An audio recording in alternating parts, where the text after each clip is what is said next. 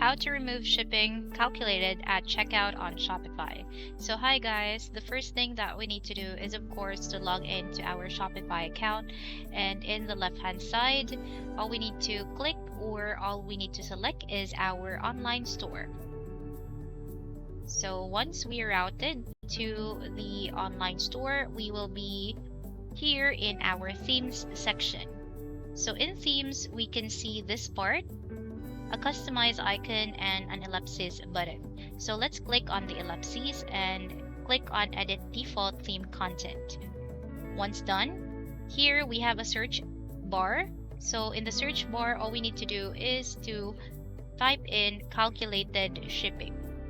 So here in our calculated shipping section, we can simply type in free shipping worldwide, as well as in the default shipping value.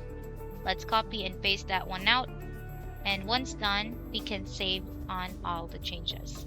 So that's about it for today's video. Hope you guys enjoyed, and thank you so much for watching.